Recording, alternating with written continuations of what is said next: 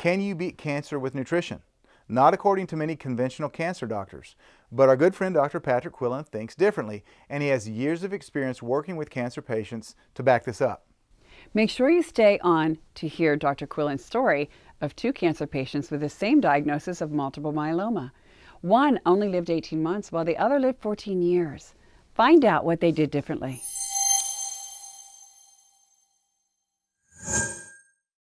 Let's have a look at our slides, please. Let's see, green button, there we go.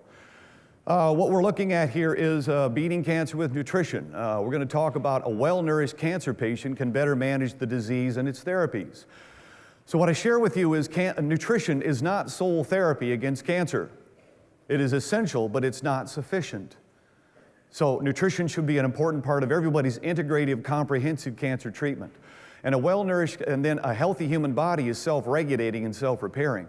What you'll see before we're through here is that miracles are going on in your body every second, every day, and it's your job to nourish them. So what are we going to do here? What's our outline? Losing the war on cancer. And we will spend very little time on that. We'll talk about self-repairing mechanisms for cancer, major health vectors, nutrition and cancer treatment, foods to eat, supplements, and wrapping it up. That's where we're headed for the next few minutes.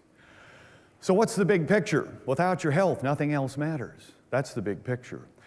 We have Steve Jobs, co-founder of Apple, Glenn Fry, co-founder of the Eagles. Both of them incredibly talented people, both of them very wealthy, both died before their time, both lost their health, and I guarantee you they would have given every dime they had if they could have gotten their health back. If you don't have your health, nothing else matters, and that's what we're here to talk about. So what is this healthcare boondoggle we have? We spend $3 trillion a year on what we call healthcare. It's actually symptom management with dangerous drugs, is what it really is. And so the healthcare system looks at trauma care, emergency room, or chronic care. Trauma care, we get an A+. If you're in any big city hospital in the world, trauma care is brilliant. The other day, I applied for some dance lessons, and on the form it said, who to call in case of an emergency. And I wrote in, a very good doctor. I don't see how any of my family members are going to do them any good.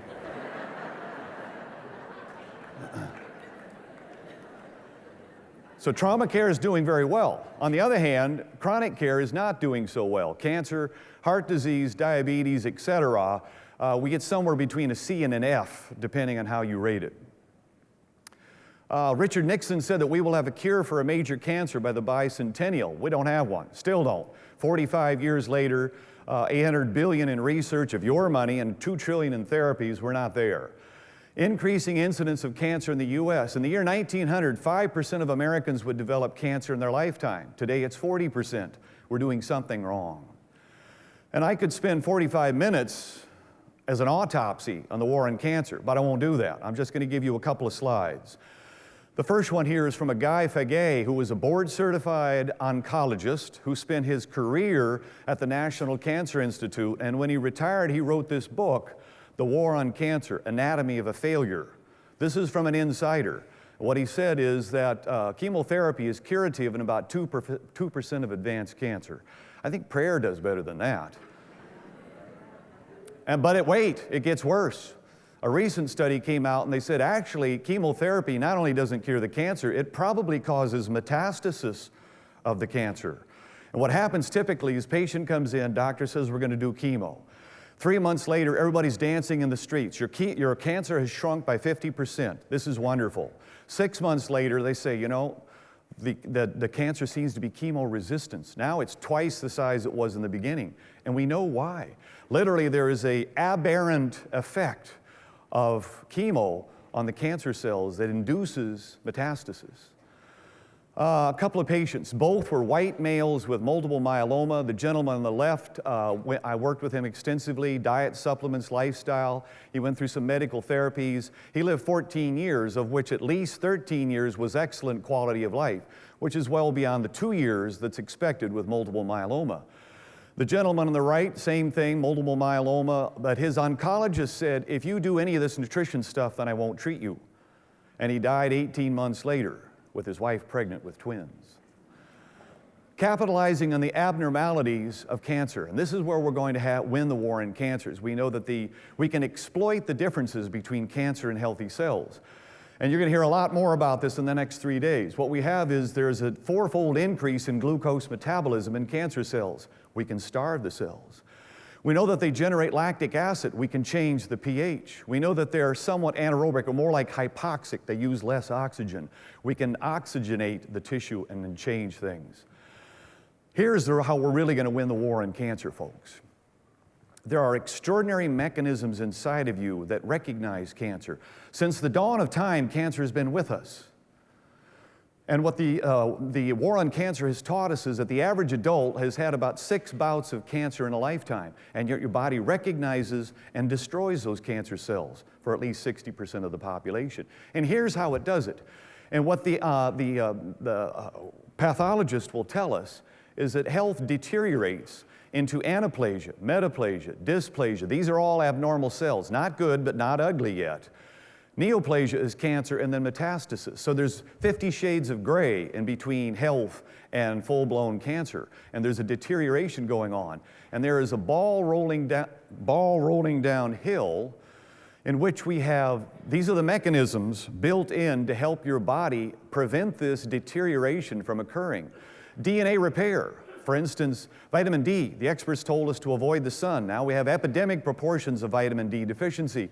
Vitamin D regulates 20% of the human genome, and many other nutrients, fish oil, selenium, folate, etc. We're deficient in all of them.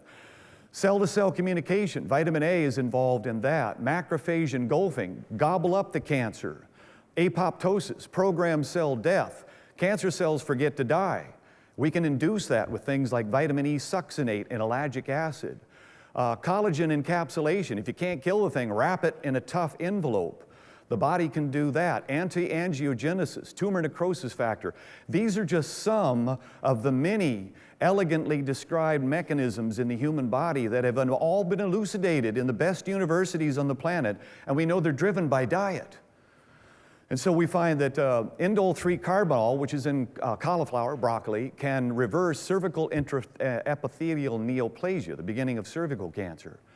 We know that vitamin E can reverse fibrocystic breast disease, folate and cervical dysplasia, vitamin A and oral leukoplakia, calcium and colonic crypts, and we could go on with a dozen more examples. The point is, what you put into your body changes these mechanisms that allow us to recognize and destroy cancer. Dr. Patrick Quillin, thank you so much. As you heard in his lecture, nutrition actually does have a huge impact on your overall health. We can reverse cancer in many instances with nutrition, with our food. Absolutely, and Dr. Patrick Quillin, Ty has had the honor of going to his house when he interviewed him. Nice. And yeah, I'm so jealous. I want to taste that food. I watched Ty taste. Well, I can't help it. He's got like the best gardens in the world, and he had this big long berry. What was that? It was not a blackberry. It wasn't a blackberry. What was? Long. What? Come here. Get over Charity? here, Charity. What was it? Charity's right here. A mulberry. It was a she's mulberry. So she's so pretty. Oh, Charity. So it was a mulberry. Dr. Patrick Quillin That's right. had this big mulberry bush in his backyard. He grows oranges, lemons, limes, figs. Everything. It's and amazing. I'll tell you, if you've seen the Truth About Cancer, A Global Quest, you've seen Ty interview him, and when he eats that mulberry, it's etched in her heart and mind. That's why you knew it, huh, honey? Let me lift her up here just to make sure y'all can see her. Mulberry. Cute. All right, thank you, Dr. Patrick Quillin. Yes, yes. We hope y'all enjoyed it. We'll see you next time. Yeah, until next time, God bless.